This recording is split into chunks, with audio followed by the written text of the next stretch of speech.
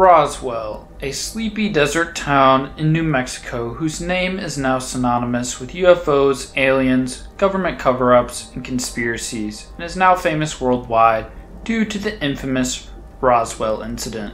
A collection of events and myths surrounding the 1947 crash of what some claim to be a United States Army Air Force balloon and others claim to be an extraterrestrial spacecraft near the town.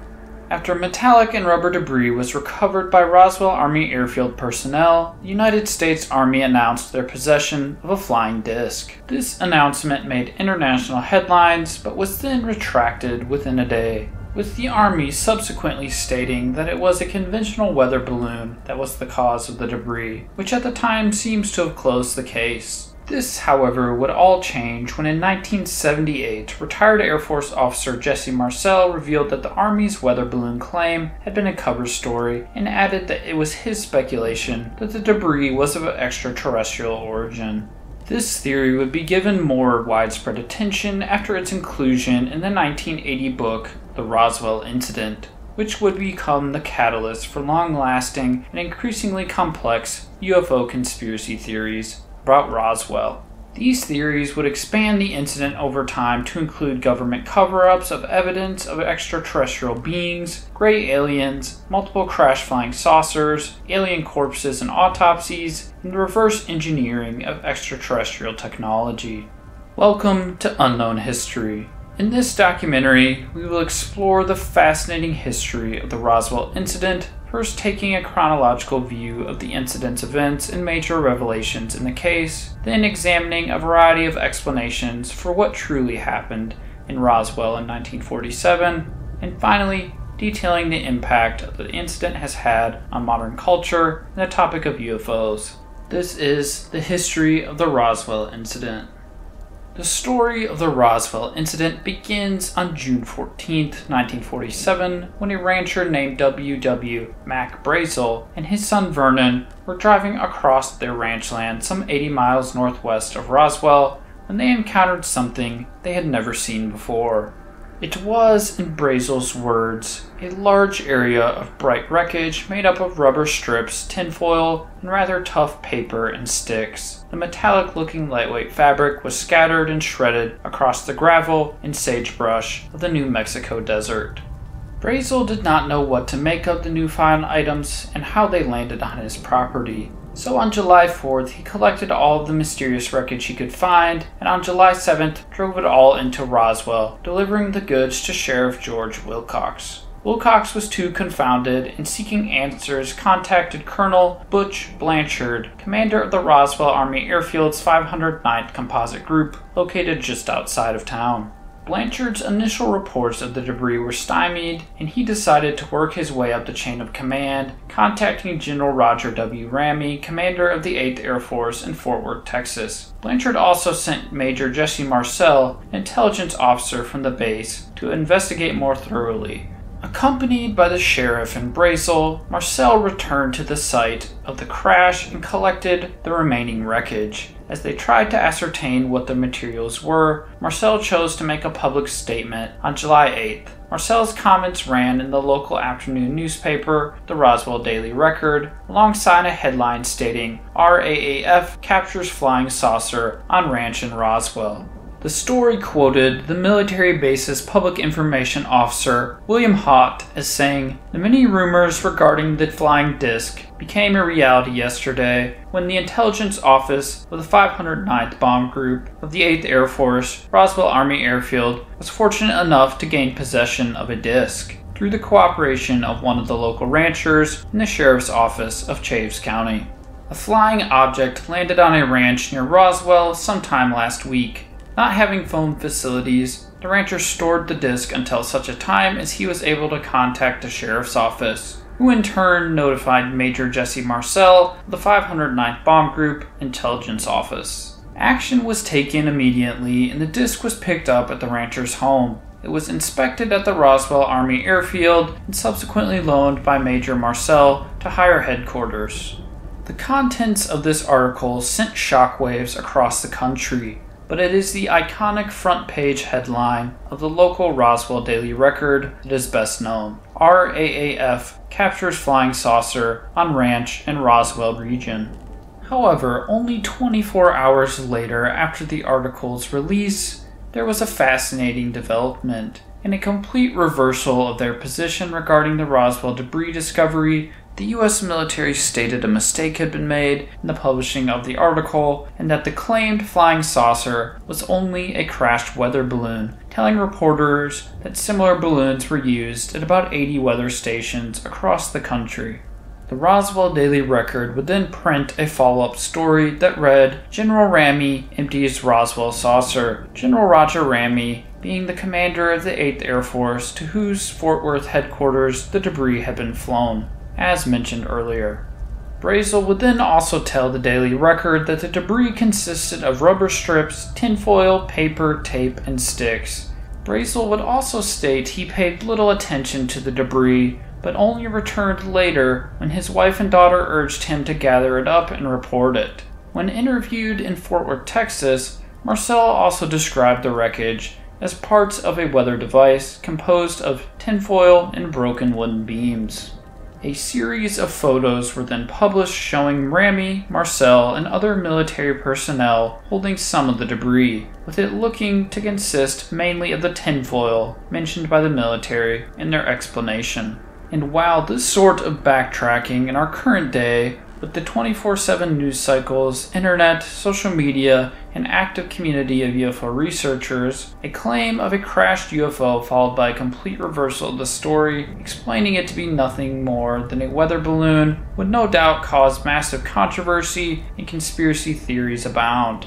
However, the culture of post-war America was quite different from today. Being much more trusting in authority, the weather balloon explanation was almost universally accepted with little pushback from the public. The military's explanation was also likely given extra credibility given that the 500th Night Bomb Group was one of the only atomic bomb-capable squadrons anywhere in the world at the time, with it being hard for the public to imagine that these elite personnel, with many of whom were familiar with weather balloons, would be incorrect in their explanations.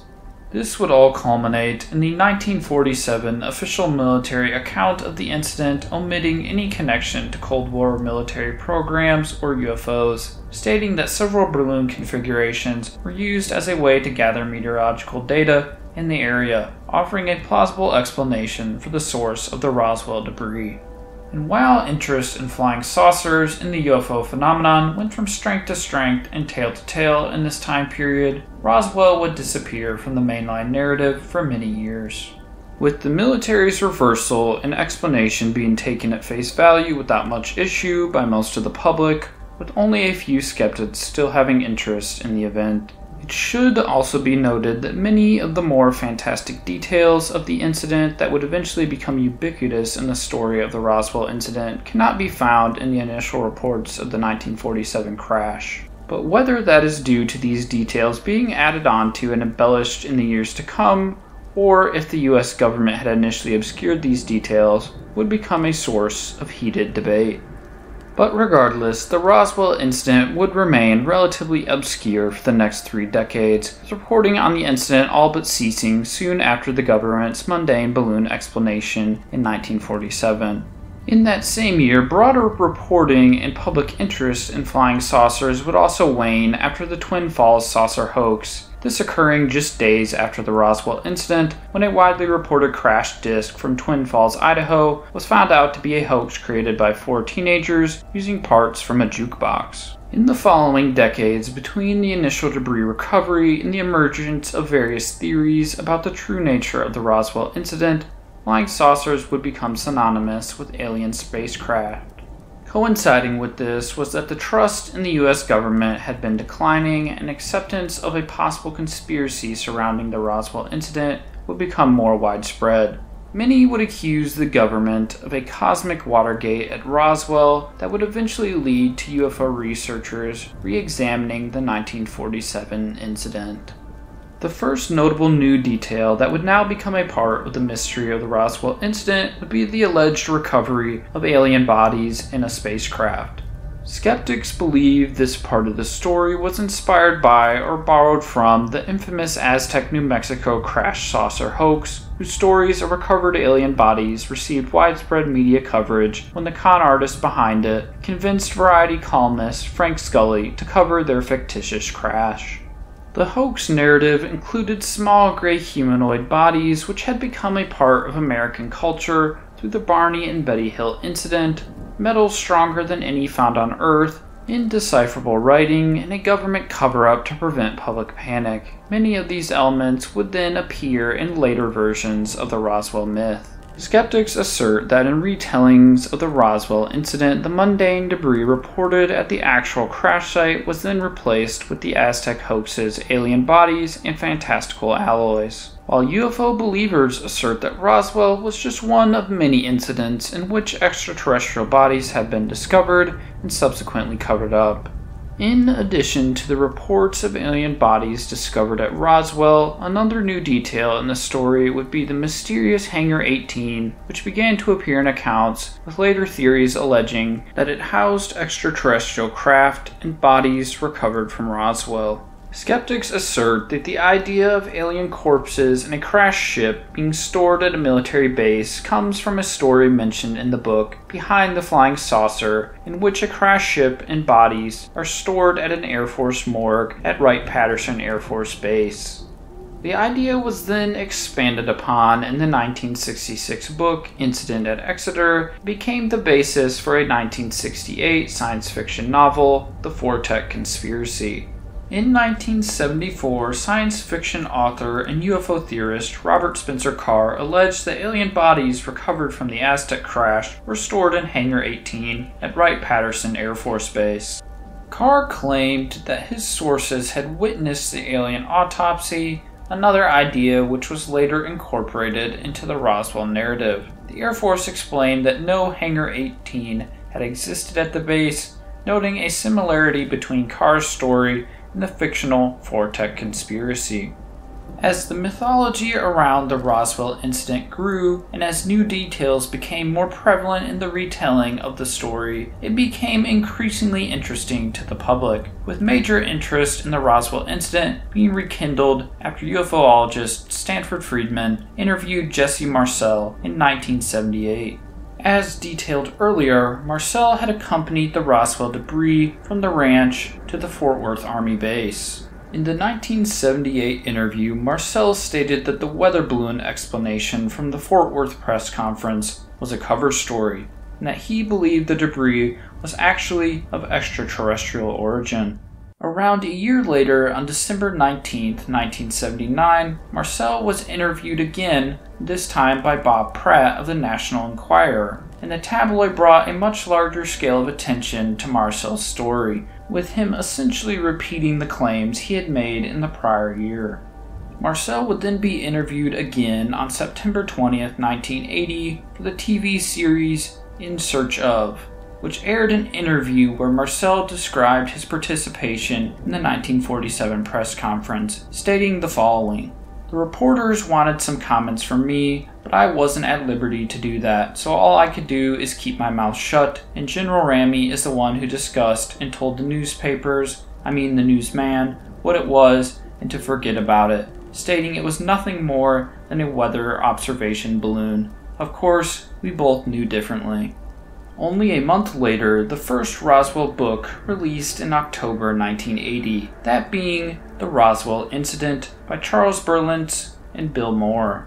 Anthropologist Charles Ziegler described the 1980 book as version 1 of the Roswell myth, with Berlitz and Moore's narrative being the version of events that was most prevalently held by the UFOologist community during the 1980s.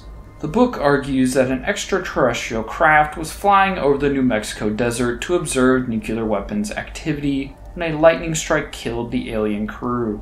It then alleges that after recovering the crashed alien technology at the Brazel Ranch, the US government engaged in a cover-up to prevent mass panic. The book quoted Marcel's later description of the debris as "nothing made on this earth," and claimed that the debris recovered by Marcel, which had been seen in photographs, had been substituted for debris from a weather balloon as part of the cover story. The book's claims of unusual debris were contradicted by the testimony provided by Captain Sheardon Cavett, who had gathered the materials with Marcel and had stated that they appeared to have come from a weather balloon. The Roswell incident also included mentions of alien bodies via the secondhand stories mentioned earlier. The authors claim to have interviewed over 90 witnesses for the book, though the testimony of only 25 appears in the final version, with only 7 of them claiming to have seen the debris, and of those 7, 5 claim to have handled it. Upon the book's release, skeptics would argue that some elements of the witness accounts, that being small alien bodies, indestructible metals, and hieroglyphic writing, matched other crash saucer legends more than the 1947 reports of the Roswell incident. Berlitz and Moore would also go on to claim that the debunked Aztec crash saucer hoax was an account of the Roswell incident that was mistakenly placed in the area near Aztec. The book also contained an interview with Mac Brazel's son, William Brazel Jr., who described how the military arrested his father and swore him to secrecy over the incident. However, skeptics refuted those claims as well, citing that during the time that which Brazel was alleged to have been in military custody, multiple people reported seeing him in Roswell, and he provided an interview to local radio station KGFL. The book's most significant witness, however, was Jesse Marcel, whose account mostly was in line with his earlier interviews. Skeptics, however, would state that there were patterns of embellishment in Marcel's accounts, including provably false statements about his military career and educational background. Following the release of the Roswell incident, the next notable event in the story of Roswell would be the infamous Majestic 12 hoax, in which alleged government documents were delivered anonymously to multiple ufologists in the early 80s. The hoaxers would target Bill Moore after his publication of the Roswell incident book, with a man named Richard Doty and other individuals presenting themselves as Air Force intelligence officers to Moore, using the unfulfilled promise of hard evidence of extraterrestrials to intrigue him. Doty would then later say that he also intentionally gave fabricated information to other UFO researchers while working at Kirtland Air Force Base in the 80s as well. The so-called Majestic 12 materials have since been heavily scrutinized and discredited, given Doty's testimony, with the various purported memos existing only as copies of photographs of documents, with Carl Sagan criticizing the complete lack of provenance of the documents, which were miraculously dropped on a doorstep like something out of a movie, with idiosyncratic date formats not found in any government documents from the time that they were purported to originate from. In the Majestic 12 documents version of the Roswell legend, it would allege that the alien bodies were ejected from the craft shortly before it exploded over the ranch, with the propulsion unit of the craft being completely destroyed, but the government still being able to conclude that the ship was a short-range reconnaissance craft, with the following week the bodies being recovered some miles away after decomposing from exposure and predators. Around this time, reports of alleged recovered bodies would garner increased interest, and while the claims of recovered alien bodies had been a part of the Roswell story for some time, as detailed earlier, the first traceable claims of someone who had seen the alleged bodies would come from the secondhand accounts of Barney Barnett and Pappy Henderson after their deaths. Their accounts, which were mentioned in the Roswell incident book, that details corpses at the crash site that had to be removed, will become the de facto origin point for the alien bodies detail that would become so prevalent in the Roswell myth. On August 5, 1989, Stanton Friedman interviewed former mortician Glenn Dennis, and it would be Dennis's account that would further establish details of the alien bodies at Roswell further than ever before. Dennis provided an account of extraterrestrial corpses endorsed by prominent Roswell ufologists Don Berliner, Stanton Friedman, Kevin Randall, and Don Schmidt. Dennis would claim to have received 4 or 5 calls from the airbase nearby with questions about body preservation and inquiries about small, hermetically sealed caskets. He then would make further claims that a local nurse told him she had witnessed an alien autopsy at the base. On September 20th, 1989, an episode of Unsolved Mysteries included the secondhand stories of alien bodies captured by the Army at Roswell and transported to Texas. The episode was a ratings hit, being watched by nearly 28 million people, and only 5 years later, in 1994, Dennis's account would now be portrayed by Unsolved Mysteries and dramatized in a made-for-TV movie called Roswell. Around this same time, Dennis would appear in multiple books and documentary series. And also in 1991 would co-found a UFO museum in Roswell along with Max Little and former RAAF Public Affairs Officer Walter Haut.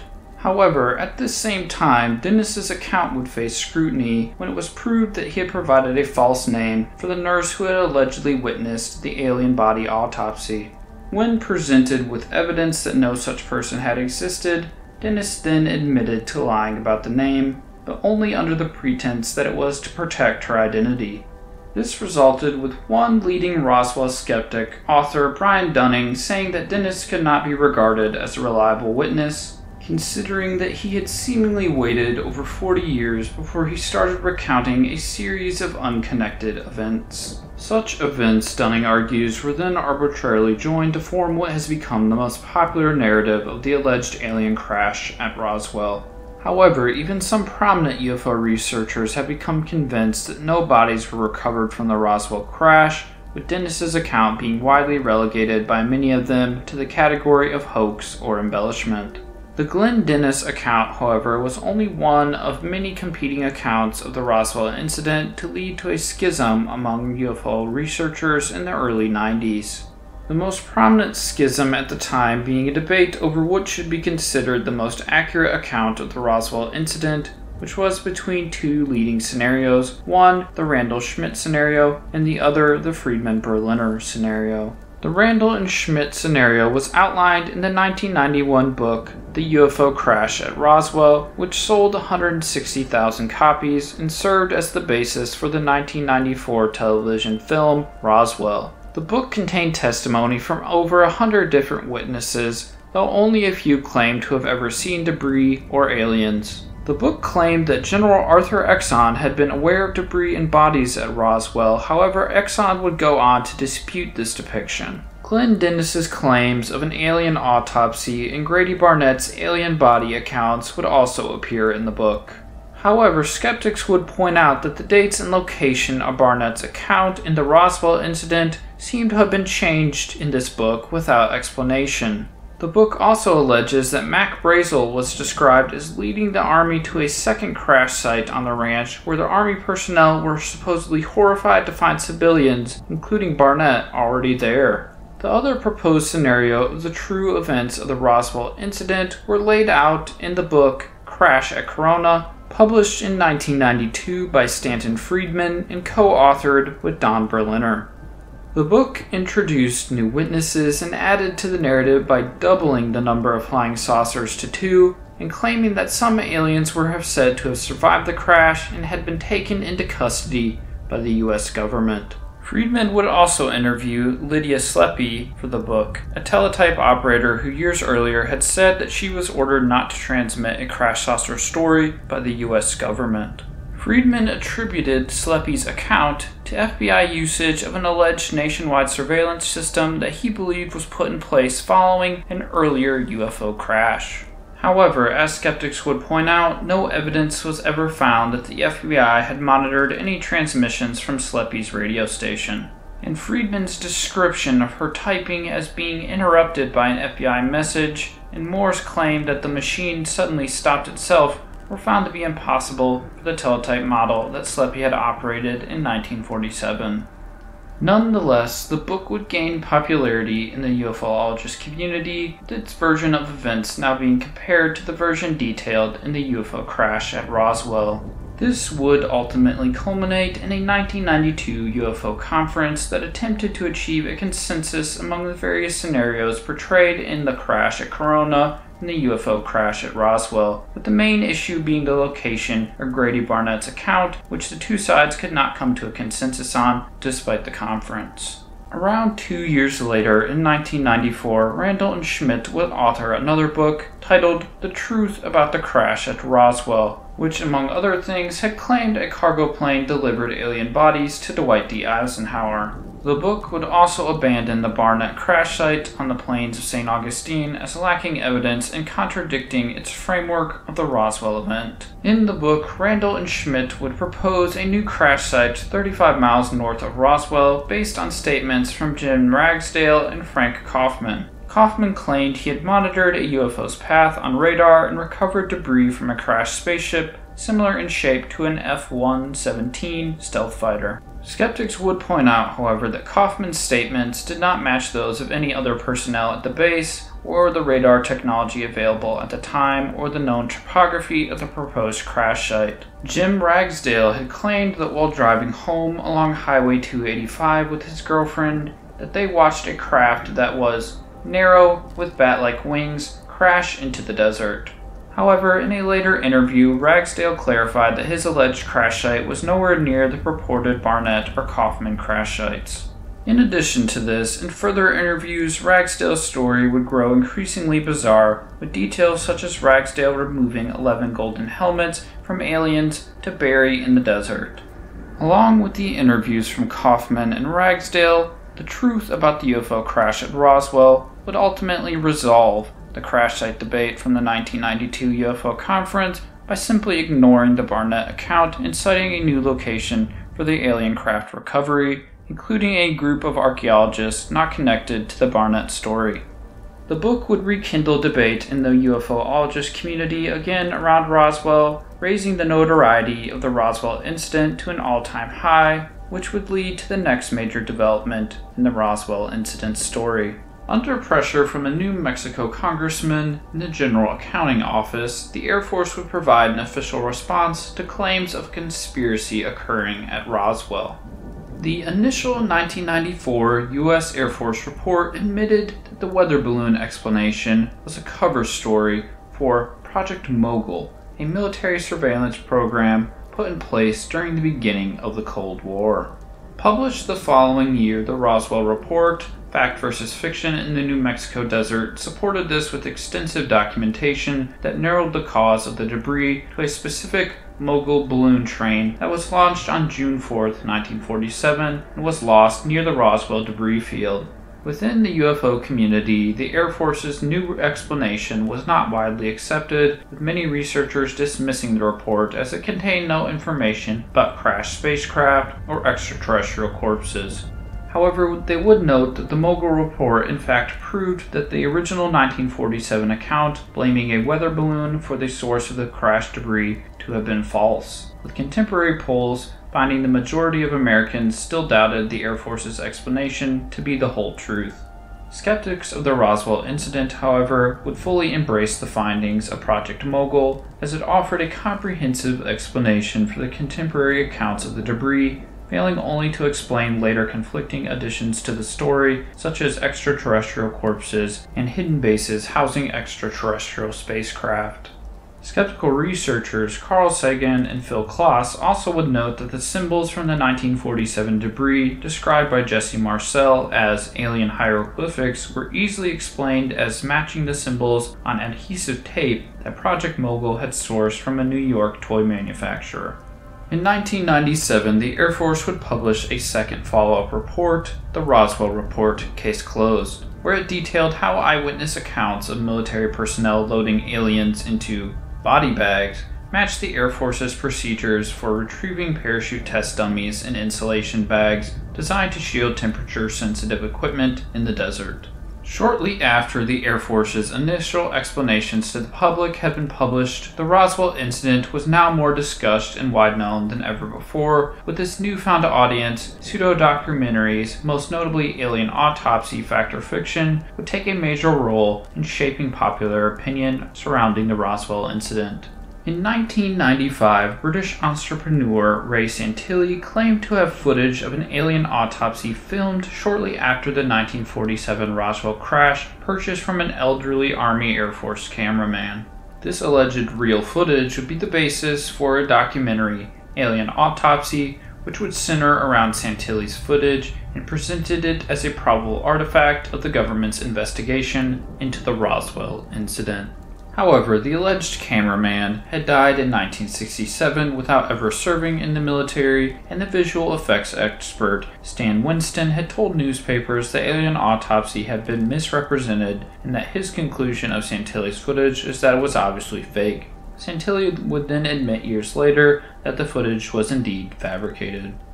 Despite this, over 20 million viewers had allegedly watched Alien Autopsy when Fox aired the program immediately before and implicitly connected it to the fictional X-Files, which then later parodied the film.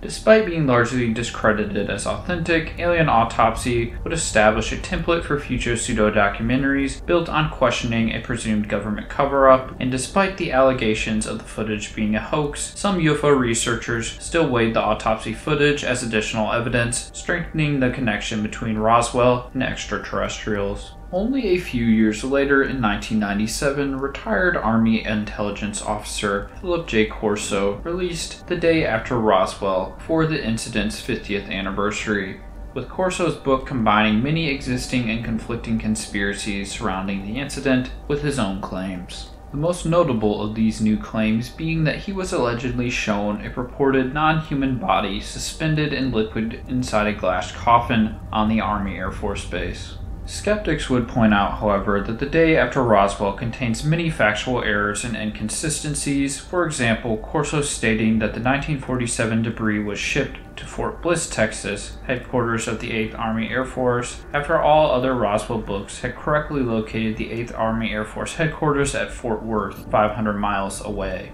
Author Don Schmidt openly questioned if Corso was part of the disinformation Schmidt believed was working to discredit UFOlogy. Corso's story was criticized for its similarities to science fiction like The X-Files and the film Terminator 2. Lacking evidence, the book relied on weight provided by Corso's past work on the Foreign Technology Division, a foreword from U.S. Senator and World War II veteran Strom Thurmond. Corso had apparently misled the senator to believe he was providing a foreword for a different book, and upon discovering the book's actual contents, Thurmond demanded the publisher remove his name and writing from any future printing, stating, "I did not and would not pen the foreword to a book or containing suggestion that the success of the United States in the Cold War is attributable to technology found on a crashed UFO."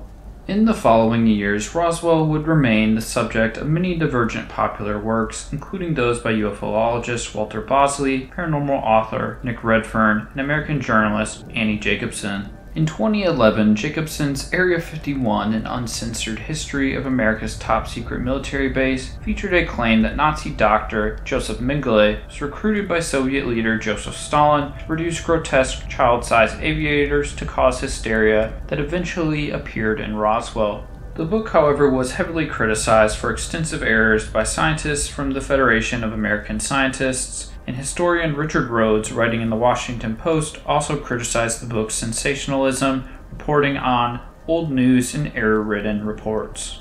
The 2013 documentary Mirage Men suggested there was a conspiracy by the U.S. military to fabricate UFO folklore in order to deflect attention from classified military projects, citing Roswell as one of these alleged incidents.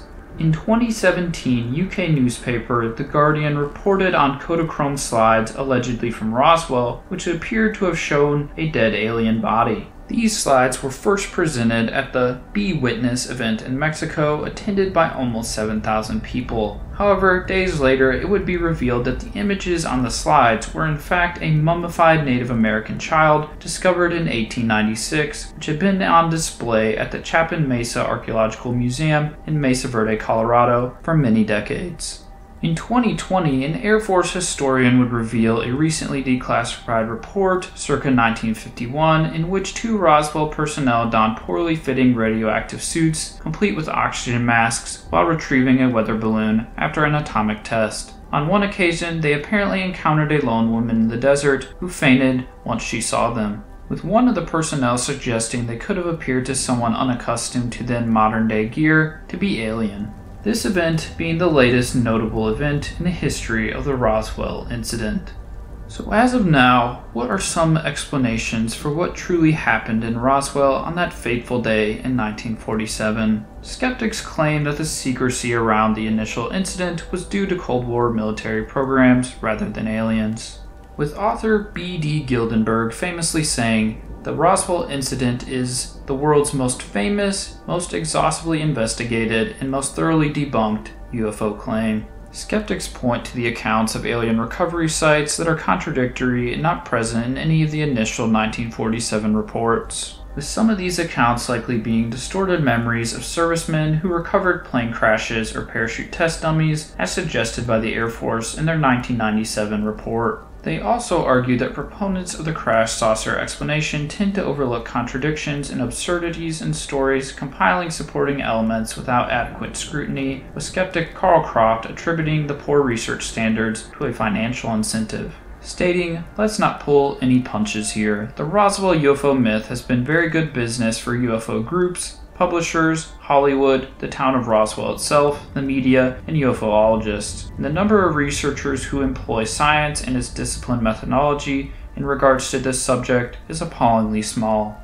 But the most common and widely accepted explanation by skeptics is the previously mentioned 1994 U.S. Air Force report, which identified the crashed object from the 1947 Roswell incident as a Project Mogul device.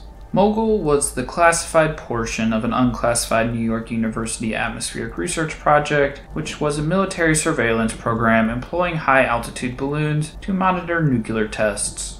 The project would launch Flight Number 4 from Alamogordo Airfield on June 4th, with Flight Number 4 drifting towards Corona and Roswell within 15 miles of Brazel's ranch when its tracking equipment failed. The military, then charged with protecting the classified project, claimed that the crash was of a weather balloon, with Major Jesse Marcel and U.S. Air Force Brigadier General Thomas Dubois publicly describing the claims of a weather balloon as a cover story in 1978 and 1991, respectively. In the official U.S. Air Force report, it was stated that the weather balloon story may have been intended to deflect interest from Mogul, or it may have been that the weather officer simply mistook the Mogul balloon for a traditional weather balloon, as they were constructed with similar materials. The report also stated when civilians and personnel from the Roswell AAF stumbled upon the highly classified project and collected the debris, no one at Roswell had the need to know about the information concerning Mogul, which likely led to the publishing of the weather balloon explanation. The report would then claim that the secrecy surrounding the crash, along with the initial misidentification and prior claims that the capture of a flying disc had occurred in Roswell, would ultimately leave people, civilian and military alike, with many unanswered questions that would result in a myth that has endured to this very day. However, the 1947 Roswell accounts did not mention any alien bodies, and the Mogul report at the time did not provide any such explanation either. The rumors and myths of reports of bodies, as mentioned earlier, would follow decades later, with none of the primary eyewitnesses mentioning bodies, such as Jesse Marcel, who dismissed reports when asked, and Roswell authors interviewed only 4 people with supposed first-hand knowledge of alien bodies.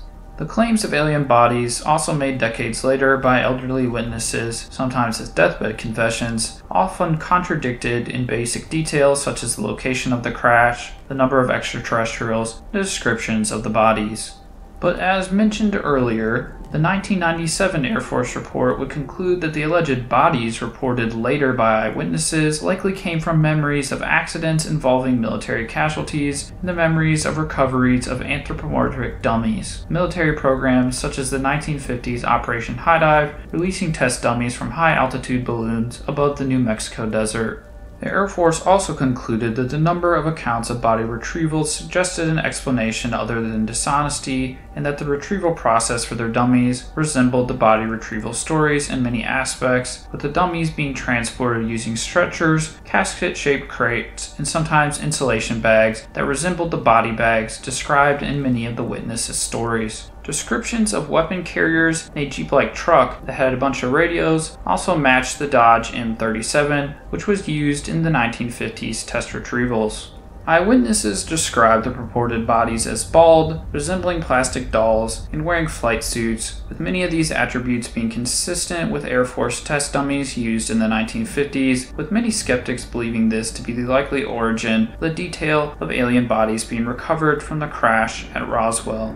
The mythology of Roswell, involving increasingly elaborate accounts of alien crash landings and government cover-ups, has also been analyzed and documented by social anthropologists and skeptics, with anthropologists Susan Harding and Kathleen Stewart highlighting the Roswell story as a prime example of how a discourse moved from fringes to mainstream, aligning with the 1980s zeitgeist of public fascination with conspiracies, cover-up, and government repression. Skeptics Joe Nickell and James McGaha proposed that Roswell's time spent away from public attention allowed the development of a mythology drawing from later UFO folklore, and that the earlier debunking of the incident created space for UFOologists to intentionally distort accounts towards sensationalism. Charles Ziegler also argued that the Roswell story exhibits characteristics typical of a traditional folklore narrative, identifying 6 distinct narratives and a process of transmission through storytellers, wherein a core story was formed from various witness accounts and then shaped and altered by those involved in the UFO community, with additional witnesses being sought to expand upon the core narrative, while accounts that did not align with the prevailing beliefs were discredited or excluded by gatekeepers. However, many UFO researchers still maintain that a spacecraft crashed near Roswell, and the word Roswell still remains synonymous with UFOs to this very day, despite the explanations put forth by the Air Force and skeptics alike, with many UFO researchers still contending to this day that a secret group within the federal government is covering up the evidence of extraterrestrial contact and conspiring to discredit any sightings and reports in order to deceive the public, stating that Roswell was only the first and most bold instance of said deception, setting the pattern for official denials about UFO sightings, abductions, cattle mutilations, crop circles, hidden alien bases, and even more, with many pointing to the government's quick reversal in the initial reports to be more than enough evidence to suggest that the official Air Force report in 1994 that cited Project Mogul was only used to further dispel questions and interest in the event, with these points and new theories about the incident still being debated to this very day. While the Roswell incident itself is still debated, it has undoubtedly sprouted an entire tourism industry in the city based on UFOlogy, museums, and businesses, as well as alien-themed iconography and merchandise, with many of the typical city features in Roswell being UFO-themed, including fast food restaurants, grocery stores, and streetlights. A yearly UFO festival has been held since 1995, with several alleged crash sites now being open to visitors for a fee, and there are alien festivals, conventions, and museums, including the International UFO Museum and Research Center, and around 90,000 tourists who visit Roswell each year. The Roswell incident has become so widespread and popular in contemporary American culture in recent years, and due to its nature of being an alleged cover-up, it has been brought up as a subject to several American presidents. When asked during a 2015 interview with GQ magazine about whether he had looked at top-secret classified information, Obama replied, "I gotta tell you, it's a little disappointing. People always ask me about Roswell and the aliens and UFOs, and it turns out the stuff going on that's top secret isn't nearly as exciting as you'd expect, and in this day and age, it's not as top secret as you'd think." In 2020, Obama joked with Stephen Colbert that it used to be that UFOs and Roswell was the biggest conspiracy, and now that seems so tame, the idea that the government might have an alien spaceship. In a 2014 interview, Bill Clinton said that his administration had investigated the incident, saying, "When the Roswell thing came up, I knew we'd get a gazillion letters, so I had all the Roswell papers examined, reviewed, and everything." In 2020, Donald Trump, when asked if he would consider releasing more information about the Roswell incident, said, "I won't talk to you about what I know about it, but it's very interesting." The Roswell incident has also left its mark on entertainment and UFO media. As mentioned earlier, the 1980 independently distributed film Hangar 18, where an alien ship crashes in the desert of the American Southwest, with debris and bodies being recovered, but their existence being covered up by the government, was inspired directly by the Roswell incident. Director James L. Conway summarized the film as a modern-day dramatization of the Roswell incident, and Conway later revisited the concept in 1995 when he filmed the Star Trek Deep Space Nine episode Little Green Men, in which characters travel back to 1947, triggering the Roswell incident with their ship being stored in Hangar 18. Beginning in 1993, the hit television series The X-Files featured the Roswell incident as a recurring element, with the show's second episode, Deep Throat, introducing a Roswell alien crash into the show's mythology. 3 years later, in 1996, the show would revisit the incident in the comical 1996 episode Jose Chung's From Outer Space, which satirized the recently broadcasted Santinelli alien autopsy pseudo-documentary. After the success of The X-Files, Roswell alien conspiracies were featured in other sci-fi drama series, including Dark Skies and Taken, and in 1994, a film titled Roswell, based on the UFO book that was discussed earlier by Kevel D. Randleman and Donald R. Schmidt, was released. In the 1996 film Independence Day, an alien invasion prompts the revelation that the Roswell crash and cover-up extended to even concealing the information from the President of the United States to facilitate plausible deniability, according to the Defense Secretary. And in the 2008 film Indiana Jones and the Kingdom of the Crystal Skull, sees the protagonist on a quest for an alien body from the Roswell incident. In a 2001 episode of the animated comedy Futurama titled Roswell That Ends Well, the protagonists from the 31st century travel back in time and cause the Roswell incident. And in the 2011 comedy Paul, tells the story of a Roswell tourist who rescues a gray alien. And starting in 1998, Pocket Books published a series of young adult novels titled Roswell High, and from 1999 to 2002, the books were then adapted into a TV series titled Roswell, with a second adaptation released in 2019 under the title Roswell, New Mexico. And while the Roswell incident for some is now just a notable example of a UFO report that would later be explained away by a government project, and to others the poster boy for government cover-ups and UFO conspiracies, no one can deny the vast cultural and historical impact the Roswell incident has had on the subject matter of UFOs and government cover-ups, along with the major influence it would play in mainstream American culture and the depictions of UFOs and aliens in media to this very day. And with the subject matter of UFOs and conspiracy theories' popularity in this day and age being higher than ever before, there is little doubt that the Roswell incident will continue to live in infamy and will still be discussed and debated for many generations to come.